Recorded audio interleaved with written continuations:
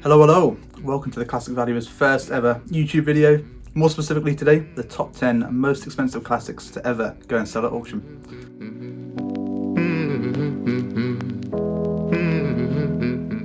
The most expensive car to ever sell at auction, the 1962 Ferrari 250 GTO, $48.4 million, sold by RM in 2018. This particular car, chassis 3413 GT, was the third of only 36 GTOs ever to be built. This one in particular had an unbelievable racing career.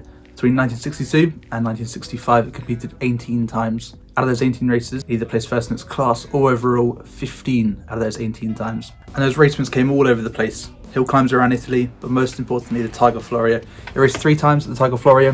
1962, it was a test car. 1963, it won its class and came 4th overall. And in December of 1963, it was bought by a young man in his early 30s called Corrado Ferrari. Corrado was an entrepreneur, a businessman, ended up owning Naples Football Club later in his life. And Corrado won his very first outing with the car in 1964, took it back to the Tiger Florio where it had won the year previous. And again, first in class, 5th overall. An absolute triumph for this young man. The ownership stories between this car, the race wins which I pop up here, it's had over the years, they're just incredible. But this little 3 letters, GTO, the 250 GTO, we get into a special club where 36, perhaps even less people own one of these. And getting that little ticket, it's like Willy Wonka's golden ticket, right? You get it, you found it. After years of hunting, you found that little golden ticket and you secured it. The gates pretty much open wherever you want to go. Goodwood Revival, you can walk in. Go to Monterey for Car Week, any event, you can walk in. It is part of this special club that have incredibly famous events that are organised just for the owners of these cars. Buying it isn't just buying a machine, a set of wheels, it's buying into an ideology, a way of life. And that's why for $48.4 million, it is the world's most expensive car to ever sell at auction. Number 2 on the list, a Ferrari 250 GTO. This one sold in 2014 by Bonhams at their Quail Lodge auction. The price, $38.115 million. So, what's the story of 3851 GT? It was bought new in 1962 by a guy called Joe Schlesser. He took it to the Tour de France, his first event in it in September of that year. 5,500 kilometers, which is 3,400 miles. Completed it in second. An unbelievable first result. So they partnered up again later that year in October at Monterey Autodrome. October was a slightly different outcome.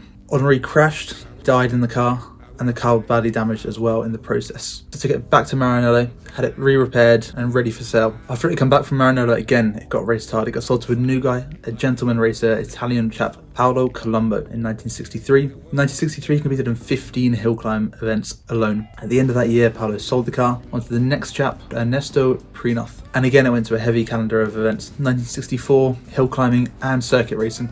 One of those circuit racing events was supporting the F1 Grand Prix at Monza. At the race, things didn't go so well. There's a support race for the F1 Grand Prix at Monza, the Coppa Inter Europa GT, of which this GTO was taking part. During it, crashed, slid off the road into the undergrowth, rolled, roof caved in, body panels dented, and needed a fair amount of love and care to bring it back to life. In a way, they were lucky. The visual severity of the crash versus the actual damage it caused was minimal, perhaps in part to the undergrowth that it rolled into. However, we went back, and 3 weeks later, cosmetically it was repaired. Ernesto then took it back to his own engineering workshop, re-prepared the car, ready to go and compete in the following season. The following season came around, and again, they did well. Wins, second places, a good showing. However, this is the interesting bit.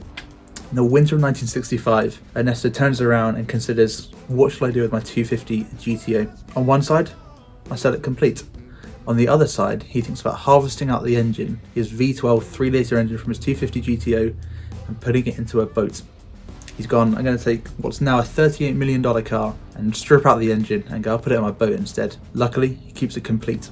Thank God Ernesto kept it whole. He sold it to Fabrizio Violati in 1965 for 2.5 million lira. Back then, about $2,000. Now that's about $34,000. Absolute bargain. Fabrizio keeps it his whole life. 49 years he owns this car in single ownership the whole way. When Fabrizio passed away, his family kept it when this came to auction a couple of years later and going under the hammer to be the second most expensive car ever at $38.115 million.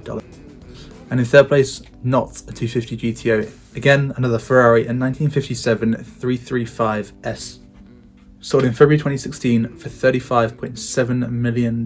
Again, a car with amazing racing history and period. Took part in some big races with some even bigger names behind the wheel. Came second in the 1957 Mille Miglia. In the same year, it did something incredible at Le Mans. In the Le Mans 24 Hour, Mike Hawthorne's at the wheel. Takes the lead from the start, goes out, pulls away from the Maseratis, pulls away from the Jaguars. And on the 30th lap, a moment of magic happens. He is the first person ever to set an average lap speed around Le Mans of over 200 kilometers an hour, 203 kilometers to be exact. In the 5th hour, the race had to retire due to engine issues, but again, stronger performances followed. Cuban Grand Prix, it won with Sterling Moss at the wheel. And this Ferrari 335S has stories like this littered across its history, and that's why it sold for $35 million. And in 4th place, God, this car is good. The Mercedes-Benz W196R. Sold at Goodwood in the UK at the Bonhams Festival of Speed sale for £19.6 million. Using on-the-day exchange rates, that's about $29.6 million this car sold for. It's the most expensive Mercedes-Benz to ever sell. It's the most expensive car to ever sell in Europe. It's the only surviving W196 to have won not just one World Championship qualifying race, but 2. It's the first open-wheel version of the beautiful W196 design ever to have won a race. If you haven't seen the rest of the W196s, go and have a look. They are a phenomenal set of designs and just art. And perhaps most importantly, it was driven by the great man himself, Juan Manuel Fangio. It was the actual car that he secured his second F1 World Championship in, the second of 5 he would go on to secure throughout an illustrious career. W196R is possibly my favourite car in the world. Go and have a look at it. Have a look at the rest of the W196s. You will not be disappointed. And taking 5th place and finishing part 1 of this video is the 1956 Ferrari 290mm. Sold for $28 million by RM in 2015 and one of only 4 that was ever made. So, the story of the 290mm chassis 0626. Well, it starts in 1953, the World Sports Car Championship. This for Ferrari it's the equivalent of the F1 World Championship. They want to win it as much as they want to win that. And they do. In 1953 they win it, and they win it in 1954. 1955 is a different story. Mercedes come along with the 300 SLR. They dominate it. They win 3 of the 6 events and take home the World Championship in the process. At the end of 1955, Mercedes retire.